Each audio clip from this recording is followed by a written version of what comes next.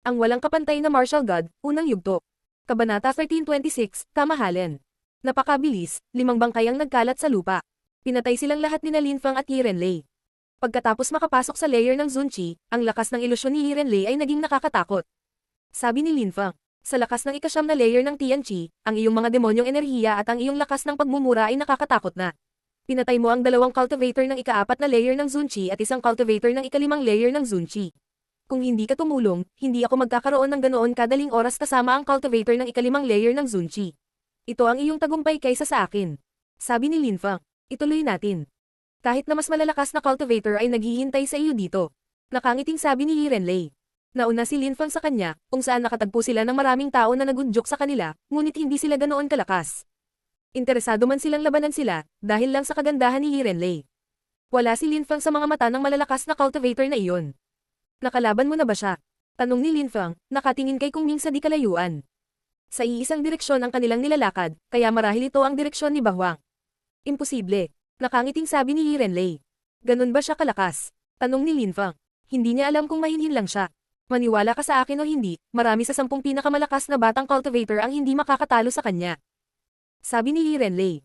Nakikita lamang ng maraming tao ang dulo ng malaking bato ng yelo, ngunit bukod sa 10 pinakamalakas na kabataang cultivator, walang nakakaalam kung gaano sila kalakas. Halimbawa, natalo ni Linfang si Qi Tiansheng bago siya sumikat. Nandyan ka, walang nakakakilala sa iyo, ngunit tiyak na matatalo mo ang ilan sa 10 pinakamalakas na batang cultivator. Paliwanag ni Yi Renlei. Bukod dito, hindi lahat ng mga ito ay katumbas sa mga tuntunin ng mga kakayahan sa pakikipaglaban. O, tulad mo, walang nakakaalam kung gaano kakagaling makipaglaban. Nakangiting sabi ni Linfang. Matamis na ngumiti si Yi Renlei pagkatapos niyang marinig si Linfang, ngunit hindi siya nagsalita. Sa mga sumunod na oras, mas nanlamig ang Qi ni Linfang at napagtanto niyang nagbago rin ang Qi ni Yi Renlei. Hindi na siya mukhang nangaakit, medyo malamig na ang Qi niya. Bukod pa rito, kung si Linfang ay hindi na natili sa tabi niya sa buong panahon, hindi niya aakalaing ito ay ang parehong Yilang Ren mula sa Heavens of Desire's Palace. Yi Renlei, gaano katagal itong lugar na nag-uugnay sa Jiuyu at Bahwang?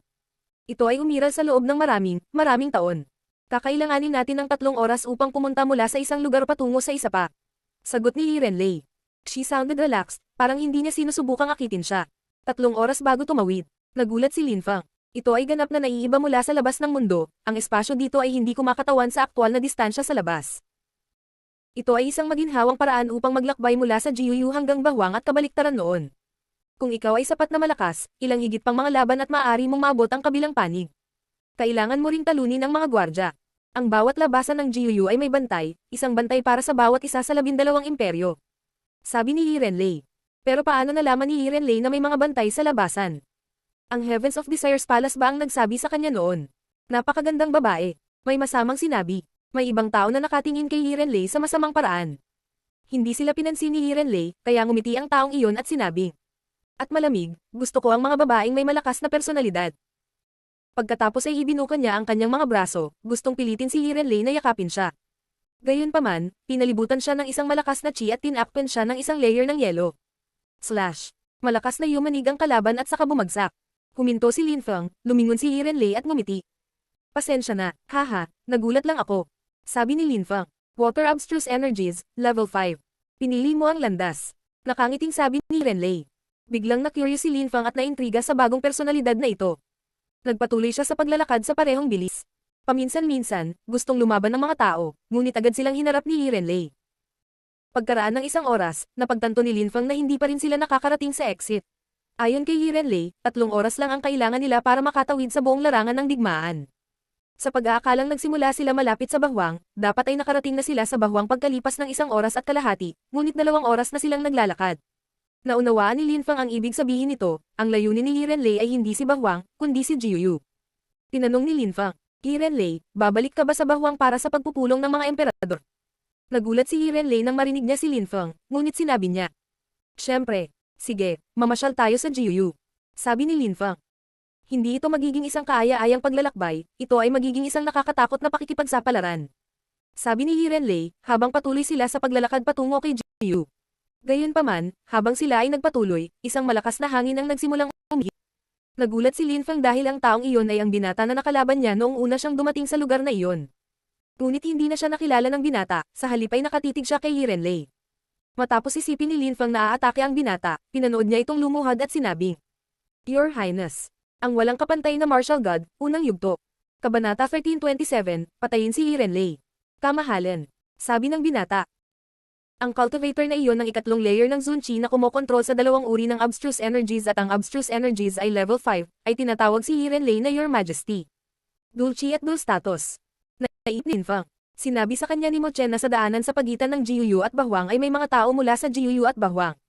Hindi niya akalain na si Irenlei ay orihinal na taga Jiuyu at pumunta siya sa Bahwang mamaya. Tayo.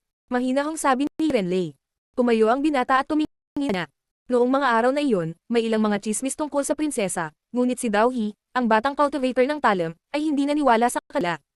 Tumingin si Dao He kay Linfang at naramdaman ang kanyang matalas na enerhiya. Your Highness, sino iyon? Tanong ni Dao He, na nakatitig kay Linfang. Ano ang kinalaman niyan sa iyo? Walang pakialam na sabi ni Irenlei. Pagkatapos, nagpatuloy sila sa paglalakad. Sinulyapan lang siya ni Irenlei nang walang pakialam. Kumislap ang silwete ni Dao He at damapa siya sa likod ni Irenlei na nagsasabing, nang mabalitaan ng imperyo na babalik na ang kamahalan, pinapunta ako ng angkan dito para sunduin ka. Buti na lang at naabutan kita. Narito rin ang malalakas na cultivator mula sa imperyo upang batiin ka. Sige, sabi ni Irenlei na tumatango. Downness siya dahil wala nang ibang sinabi si Irenlei. Siya ay mula sa isang imperyo, kaya hindi niya maaaring hayaang lumabas si Irenlei kasama ang isang cultivator ng ikasyam na layer ng Tianqi. May nakamamatay na enerhiya. Sabi ni Linfang, huminto. May gustong pumatay sa kanila. Huminto din sina Irenlei at Dao. Gaya ng inaasahan, sa sandaling tumigil sila, lumitaw ang tatlong grupo ng apat na cultivator. Ang bawat pangkat ng apat ay may cultivator ng ikalimang layer ng Zunchi at tatlong cultivator ng ikaapat na layer ng Zunchi. Kamahalan, kailangan na nating umalis agad. Sabi ni Dao He. Pagkatapos, naglabas siya ng walang laman na espasyo na abstruse energies at nagsimulang tumakbo sa unahan. Mamatay. Sigaw ni Dao He. Ang kanyang nakasisilaw na talam ay nakaguhit sa kalangitan. Daw siya. Ang mga ekspresyon ng mukha ng grupong iyon ng apat na tao ay lubhang nagbago. Tumakbo sila paatras ng mabilis hanggat kaya nila. Hindi sila naging mabilis, agad na pinatay ang apat na iyon. Sinalakay din ni Linfang at Irenlei ang iba pang grupo. Si Irenlei ay nag-condense ng tubig abstruse energies habang inaatake niya ang mga ito. Sa isang iglap, napatay nila ang tatlo sa kanila at ang pagpatay sa huli ay magiging madali para sa kanya. Pinatay ni Linfang ang isa sa kanila gamit ang mga sword energies, pagkatapos, sinuntok niya ang pangalawa gamit ang mga demonyong enerhiya na kanyang na-condense sa kanyang mga kamao. Mamatay. Pinagsama-sama ni Linfang ang pagmumura at pag-iwas ng mga abstruse na enerhiya at itinapon ang sarili sa isang cultivator. Kasabay nito, naramdaman niya ang matatalas na enerhiya ng talon sa paligid niya. Biz. Naglaho si Linfang gamit ang mga walang laman na enerhiya sa espasyo. Lumitaw ang mga blade energies at agad na winasak ang natitirang tatlong tao. Tumingon si Linfang at tumingin kay Dao He. Kung siya ay masyadong mabagal, siya ay namatay. Empty space teleportation. Kumunat ang noo Dao He. Hindi niya nakilala si Linfang, ngunit naalala niya ang pakikipaglaban sa isang taong gumamit ng ganoong kapangyarihan. Muntik mo na akong patayin. Sabi ni Linfang. Ikaw ang hamarang. Sabi ni Dao He. Boom. Inilabas ni Linfang ang malademonyong layunin, ang kanyang itim na mga mata ay mukhang mas nananakot. Dao.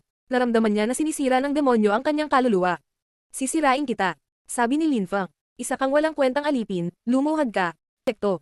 Sabi ni Linfang, ang kanyang boses ay umalangaw sa utak ni Dao He. Hindi, ako si Dao He, ako ay isang imperial na inapo. Mukhang determinado ang mga mata ni Dao He. Kahit na ang mga emperador ay dapat magpakita ng paggalang sa isang demonyong emperador. Sa buhay na ito, nakatakda kang lumuhad sa mas makapangyarihang mga tao. Sabi ni Linfang, ang determinasyon ni Dao He ay unti-unting nababawasan. Sa sandaling iyon, nakapatay na si Irenlei ng isa pang cultivator. Nakatingin siya ngayon kay Linfang, nagulat. Hindi. Sinisira mo ang determinasyon ko. Galit na sigaw ni Dao He. Gayunpaman, sa parehong oras, tumalon si Linfang at lumapag sa harap ni Dao He.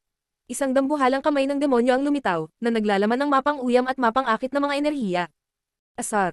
Galit na sigaw ni Dao He. Bumaba mula sa langit ang dambuhalang kamay at tumama sa katawan ni Dao He. Isang malaking sugat ang lumitaw sa kanyang dibdib. Kasabay nito, tumaas ang iba pang nakakatakot na enerhiya.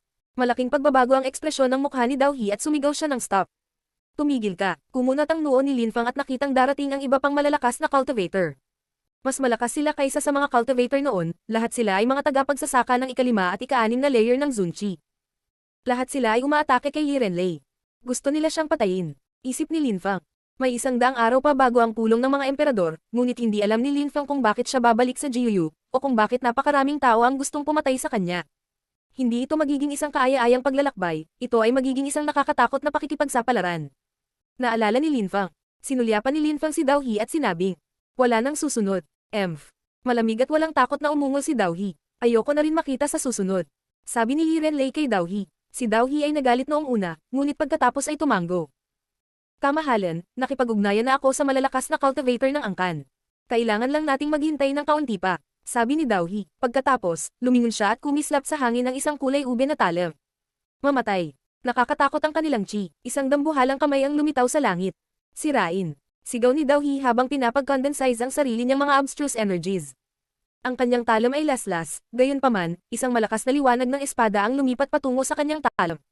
Kasabay nito, dalawang cultivator ng ika-6 na layer ng Zun Chi ang itinapon ang kanilang mga sarili kay Li Renlei.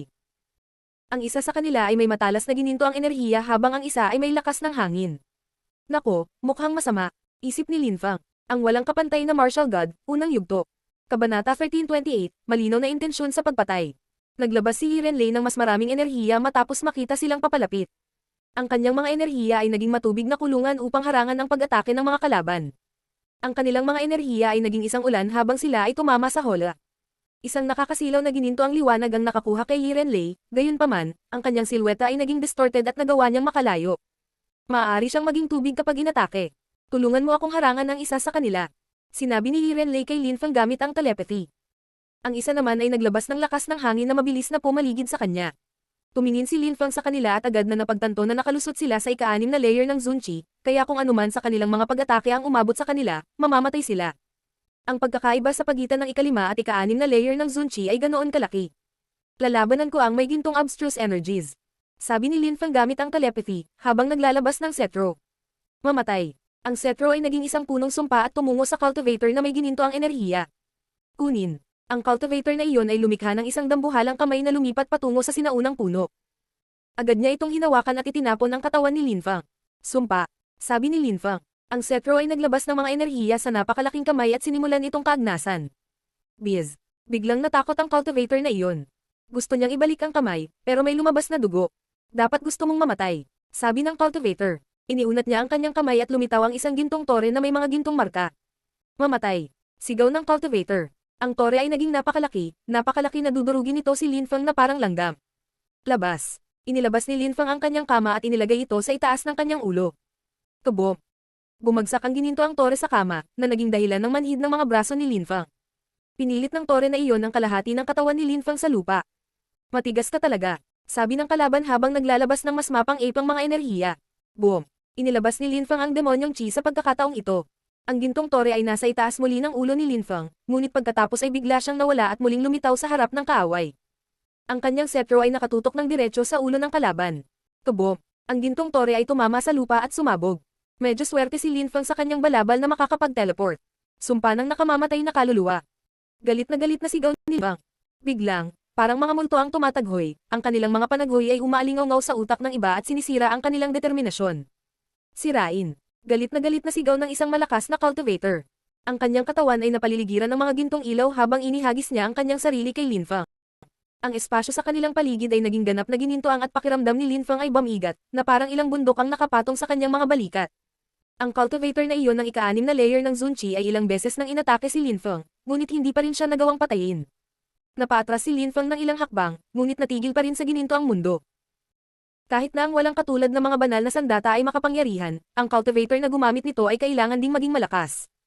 Tumingin si Linfang sa kanyang mabilis na papalapit na kaaway at pagkatapos ay sa mga bangkay sa lupa, ang 20 taong napatay niya noon. Nakakamatay na pamamaraan ng sumpa. Ginamit ni Linfang ang kanyang scepter para maglabas ng mas maraming enerhiya, kaagad pagkatapos, nagsimulang tumayo ang mga katawan. Mamatay. Sabi ni Linfang. Ang mga mata ng mga bangkay ay kumikinang na may mga itim na ilaw habang sila ay gumagalaw patungo sa kalaban. Kasabay nito, muling inatake ni Linfang ang gininto ang mundo gamit ang kanyang cetro. Alam niya na ang mga katawan ay hindi makayanan ng mga pag-atake ng mga kaaway. Sampay ng ginto. Ang gininto ang enerhiya ay kumupas at si Linfang ay bumangon sa himpapawid, na paliligiran ng demonyong chi. Saan ka pupunta? Sigaw ng cultivator, hinahabol si Linfang. Sinuntok ni Linfang ang hangin sa kanyang direksyon. Kabom! Si Linfang ay marahas na itinulak pabalik at bumagsak sa lupa. Marami sa kanyang mga buto ang nabali. Hiniling ni Linfang ang kanyang lakas ng dugo. Kahit na hindi pa siya nakakalusot sa layer ng Zun Chi, mayroon siyang dugong drag. Lumunok din si Linfang ng tubig ng sigla at nagpakawalan ng vitality abstruse energies para gumaling ang kanyang katawan. Gayunpaman, wala siyang gaanong oras bago siya nilapitan ng mga kaaway. Binuksan ni Linfang ang kanyang ikatlong mata at naging isang demonyong hayop. Sa tingin mo ba ay may anumang silbi ang paggamit ng iyong makajos na kamalayan? Tanong ng kalaban. Isang gintong kamay ang muling tumungo sa kanyang direksyon. Bestial consciousness, bukas. Sabi ni Linfang. Bumuhos ang desolate chi mula sa loob niya. Ang purong tiwangwang na chi na iyon ay maaaring makasira ng anuman, kahit na ang mga gintong ilaw ay kumupas ng ilan. Ang malakas na cultivator ay nagbigay ng kakilakilabot na tili. Ang kanyang mga mata ay nahadyap ng mapanglo na si Chi, na pumihil sa kanyang pagdilat ng kanyang mga mata. Mamatay! Mamatay! Sabay na sigaw ni Linfang at ng kanyang kalaban. Itinutok ni Linfang ang kanyang scepter sa ulo ng kalaban habang ang kalaban ay tumusok sa tiwangwang Chi at diretsyong nakatutok kay Linfang. Mamatay! Mamatay! Sigaw ni Linfang, pinakawalan ng mas maraming demonyong Chi. Bukod sa demonyong Chi, inilabas din niya ang celestial Chi ni Linglong. Kabom! Nagsimulang lumitaw ang mga bitak sa ulo ng kalaban. Kasabay nito, naabutan ng kalaban si Linfang. Ang mga buto ni Linfang ay pumuputok at ang kanyang viscera ay parang sisig. Napaatras si Linfang, bumagsak sa lupa 100 metro ang layo. Tumalsik ang dugo kung saan-saan, isang napakalaking golden handprint ang naiwan sa kanyang dibdib. Sa kabutihang palad, sa wakas ay nagawa niyang saktan ang kaaway, ngunit ginamit niya ang lahat ng tiwangwang na chi mula sa dagat ng huwang na dati niyang hinigop. Nasa masamang sitwasyon din si Yirenlei. Siya ay nasugatan, siya ay namamahala lamang upang maiwasan ang mga nakamamatay na suntok, wala nang iba pa. Ama, galit na sigaw ng isang dawhi. Dumating ang isang grupo ng malalakas na cultivator at ang lahat ng mga kalaban ay biglang naging destabilized. Isang malakas na hangin ang nagsimulang umihip at lumitaw ang mga buhawi. Slash, slash. Lumitaw ang mga blade light sa lahat ng dako at tumalsik ang dugo.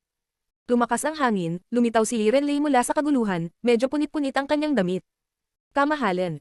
Sabi ng isang cultivator sa tuktok ng layer ng Zunchi, yumuko sa harap ni Yirenlei sa isang magalang na paraan. Kasabay nito, ang iba pang malalakas na cultivator ay pinunasan ng dugo at alikabok sa mukha ni Dawhi, pagkatapos, lahat sila ay tumakbo kay Yirenlei at yumuko. Maraming salamat sa lahat para sa iyong tulong. Sabi ni Yirenlei, sabay tingin sa kanila. Hindi siya mukhang problemado lalo na. Pagkatapos, pumunta siya kay Linfang at nakita ang katawan ng cultivator, ng ika-6 na layer ng Zunchi, na pinatay ni Linfang. Ikaw ay kahanga-hanga. Sabi ni Yirenlei, nakangiti sa paraang sapat na para mapaibig ang sinuman. Hindi nakikita ng malalakas na cultivator sa kanyang likuran ang kanyang mukha, ngunit masasabi nila mula sa kanya ang kanyang boses na hindi siya ganoon kalamag. Kumunat ang noo ng ama ni Dawhi at tinignan siya ng malamig na paraan. Kamahalan, sino iyon? Tanong ni Dawgo, nagmamadaling naglakad patungo kay Linfang, hindi itinatago ang kanyang panlalamig. Nagulat si Linfang. Bakit siya gustong patayin ng lalaking iyon? Tingnan mo ang iyong mga salita. Sabi ni Yirenlei. Naiintindihan ko, ngunit para sa iyong kaligtasan, ang taong iyon ay dapat umalis. Galit na sabi ni Dawgo. Sinulyapan siya ni Yirenlei at pagkatapos ay naglakad sa tabi ni Linfang. Hinawakan niya ang braso niya at sinabing, boyfriend ko siya.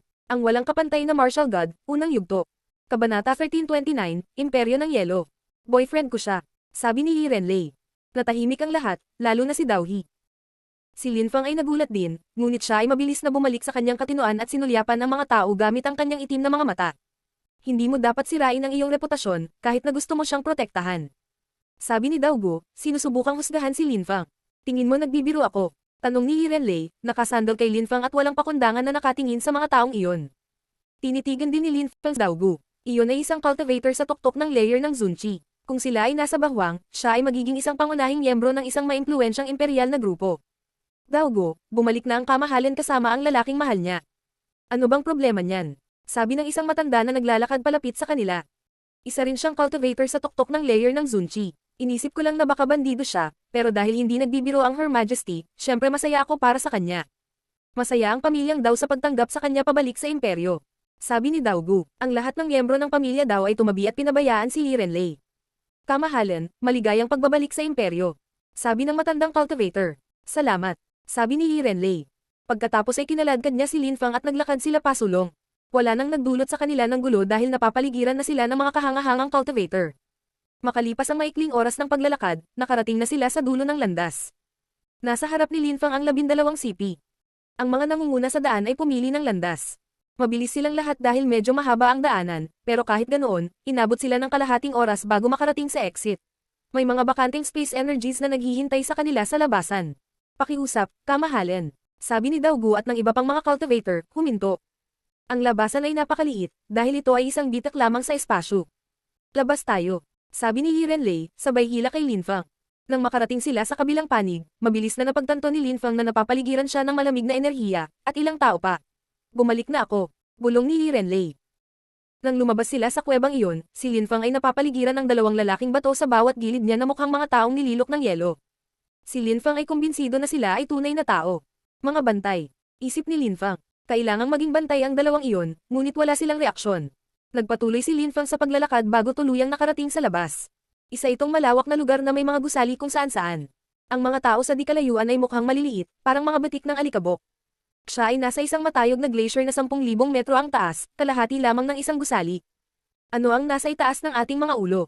Tanong ni Linfang. Maaari tayong pumunta at makikita mo. Sabi ni Hirenlei habang umaakyat. Nagkibit balikat si Linfang at sumunod.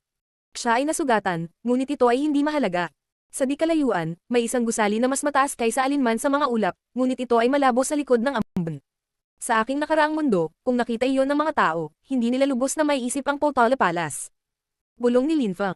Ang palasyong iyon sa di kalayuan ay 1,000,000 beses na mas malaki kaysa sa palasyo ng Potala. Jiuyu, Ice Empire. Bulong ni Hirenlei. Tumango si Linfang at nakita ang dalawang cultivator sa tuktok ng layer ng Zunchi na papalapit. Si Hirenlei ay ang prinsesa ng isa sa 12 imperyo sa Jiuyu, isang mataas na antas na imperyo. Kamahalan. Sabi ni Daogu at ang iba pa, ibabalik ka namin sa palasyo para masiguro ang kaligtasan mo. Tumango si Hirenlei at bumangon sila sa ere, patungo sa napakalaking gusaling iyon. Ang palasyo ni Hirenlei ang pinakamalayo at pinakamataas. Maaari kang bumalik ngayon. Sabi ni Hirenlei kay Daogu at sa iba pa nang makarating sila sa harap ng kanyang palasyo. Kamahalan, kami. Dahil bumalik na ako, wala nang aatake sa akin. Ayokong itorbo. Sabi ni Hirenlei, pinandilatan si Daogu at pinutol siya. Walang pagpipilian si Daogu kundi ang tumango at sabihin. Magpahinga ka ng mabuti, kamahalan, ipapaalam ko sa Snow Queen. Kamahalan, aalis na kami. Magalang na sabi ng isa pang cultivator. Tapos, umalis na sila. Daw siya ang huling umalis.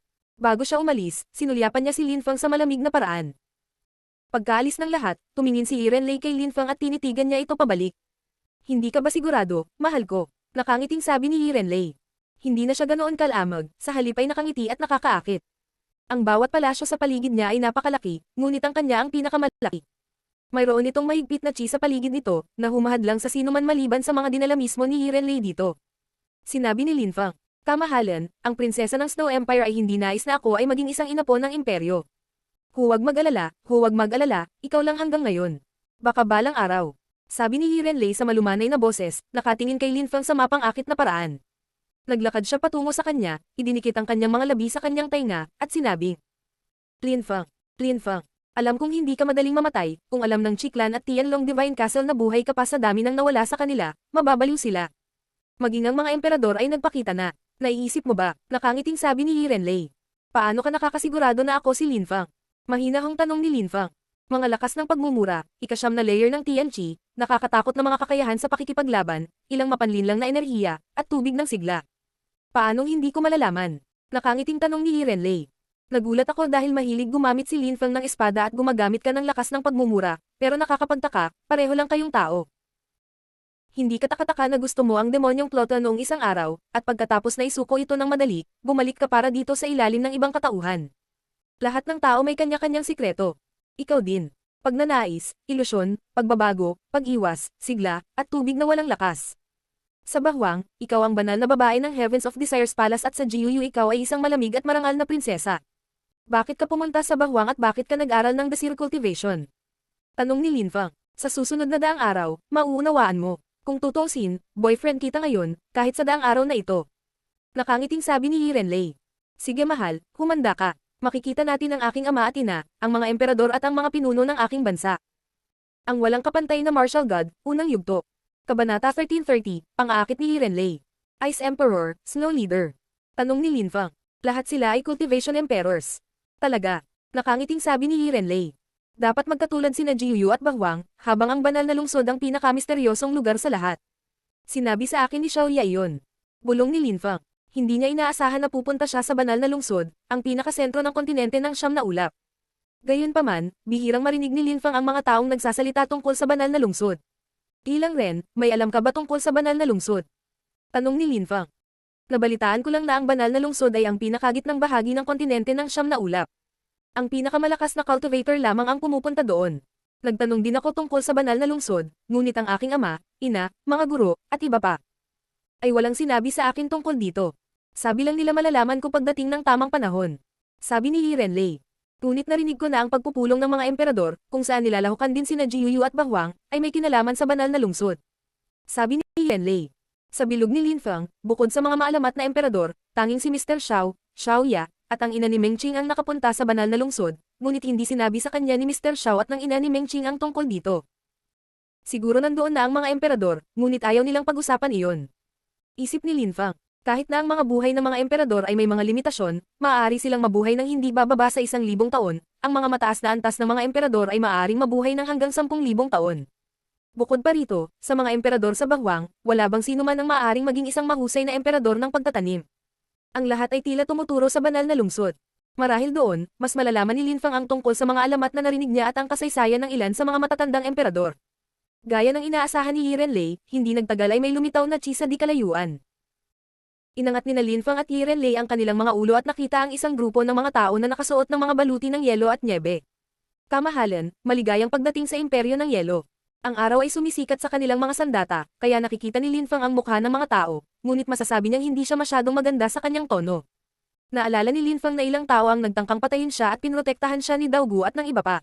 Naramdaman ni Lin Feng na may nangyayari sa palasyo, ngunit hindi alam ni Li Renlei ang tungkol dito. Ngunit ang mga taong iyon ay hindi kapani-paniwalang makapangyarihan, kahit na ang mga normal na sundalo ay mga mababang antas na cultivator ng Zun, habang ang pinuno ay isang tagapagsaka ng ika-4 na layer ng Zunchi. Sino ang kausap mo? Tanong ni Li Renlei. Nang maramdaman ng mga sundalo ang panlalamig ni Li Renlei, mukhang galit sila at sinabi.